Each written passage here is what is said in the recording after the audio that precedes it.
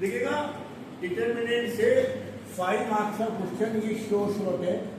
Solve these equation with the help of determinant. Board में 40 साल से लगातार एक क्वेश्चन 5 मार्क्स का क्वेश्चन। इन सवालों का एल्गोरिथम है, सबसे पहले आप 3 मैट्रिसेस फॉर्म करेंगे, A, X and Y, A, X and D। Step 2 में आप डिटर्मिनेंट A फाइंड करेंगे जो आपको निकालना आता है। स्टेप 3 में आप कोफैक्टर्स ऑफ A निकालेंगे जो आपको निकालने आते हैं। स्टेप 4 में आप एडजॉइंट A निकालेंगे जो आपको आता है। स्टेप 5 में आप A इनवर्स निकालोगे जो आपको आता है। एंड फाइनली स्टेप 6 में आप लगाएंगे x बराबर A inverse and final answer आ जाएगा।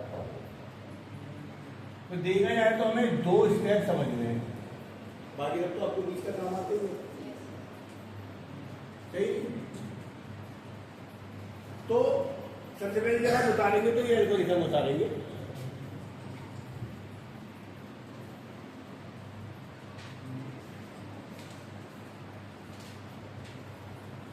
इन सवालों में सबसे पहला स्टेप है 3 मैट्रिसेस बनाने। तो सबसे पहले स्टेप 1 में हम x लेंगे हमेशा, जो सबसे आसान होता है। इक्वेशन अगर x y z में है तो x बनेगा x y z। अगर इक्वेशन ABC में तो x बनेगा ABC। कुछ सवाल होते हैं 2/x, 3/y, 4/z,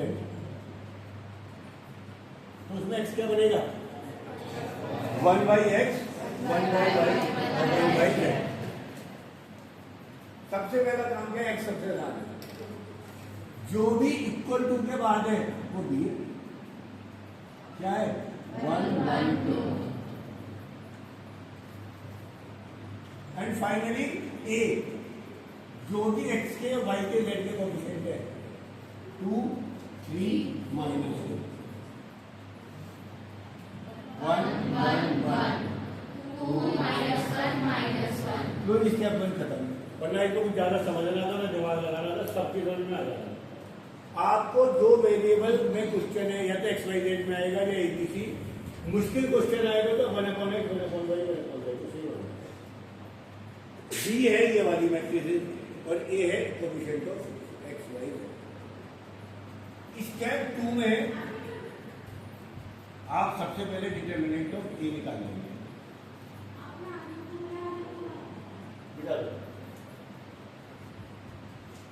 determinant of A होगा जो होगा 2 -1 +1। मैं डायरेक्ट कर रहा हूं, आप उसे 2 लाइन में करो, 1 लाइन में करो। -3 -1 -2, उसके बाद -4 -1 -2, यह आ गया 2 × 0 -3। सही ना? कोई बात नहीं। तो मेरा ये आंसर आएगा 9 + 12 21 आता है। पर अब पहले ये आपके पास डिटरमिनेंट आ जाएगा। सही। ध्यान रखिएगा, since determinant A is 0, so system है यूनिक सॉल्यूशन। उल्टा बोल रहा हूं, लिखिएगा। अगर गलती से डिटरमिनेंट A 0 आ जाएगा, सवाल नहीं खत्म हो जाएगा। अभी इसके बारे में थोड़ी बाद में बताऊंगा। हम जितने भी सवाल करेंगे उसमें डिटरमिनेंट A 0 नहीं आएगा। इसमें फिर बड़े अच्छे IT और नीट और एब्जेक्टिव वाले क्वेश्चन बनेंगे कि अगर ये 0 है, 0 नहीं है। अगर ये 0 नहीं है तो इसका यूनिक सॉल्यूशन होगा, यानी x की वैल्यू y की और z की। और ये 0 आ गया तो फिर इसके बनेंगे इनफाइनाइट सॉल्यूशन। तो बाद में सीखिए। हमारे 12th के कोर्स में केवल और केवल ये नॉट इक्वल टू 0 है। स्टेप 2 आ गए। स्टेप 3 क्या कहता है? निकाल लो। स्टेप 4 क्या कहता है? निकाल लो। इनवर्स है। अब 3 4 5 स्टेप आप कर लो और कर दो।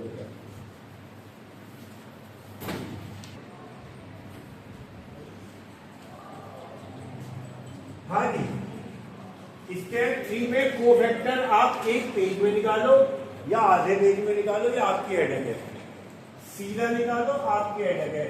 गलती हो गई 5 नंबर हो गए, इसलिए मेरी सलाह है 10 सवाल तसल्ली से टाइम लेके कराओ।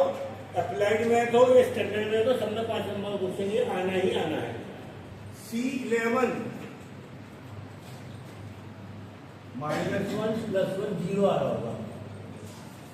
C12 -1 -2 और बाहर माइनस हो रहा है तो +3 आ जाएगा। C13 -1 -2 -3 आएगा। C21 धीरे धीरे आपको आदत हो जाएगी। -3 -4 7 आ रहा है क्या भाई? C22 -2 -8 6 आ रहा है क्या? 23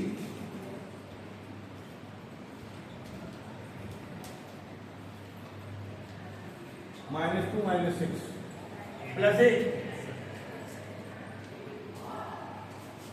स्टेप 4 में आएगा, पूरा लिखना है, नो शॉर्टकट।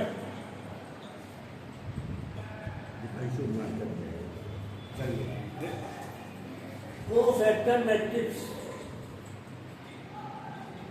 0 3 -3 7 6 8 इसको लिख लेना। स्टेप 5 एडजॉइंट A 0 3 -3 7 6 8 1 20 11 है क्या देखना वीडियो में? स्टेप 6 A इनवर्स बराबर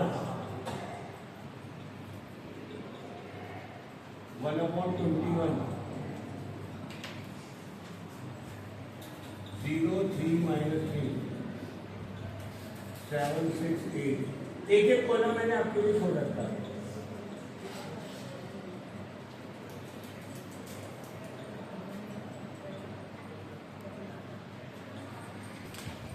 हाँ जी, एक बार दोबारा देख लीजिएगा। ए इनवर्स निकल गया, फार्मूला x बराबर A inverse B x y z। A inverse की वैल्यू ये रही, ये B की वैल्यू है। अब तू 1/21 को पहले छोड़ दे, मल्टीप्लाई करने तो सीखा है।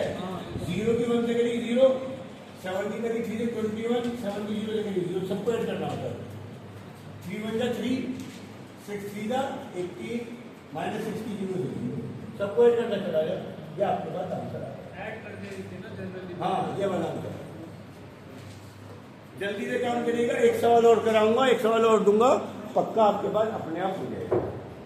इस सवाल में कुछ खाने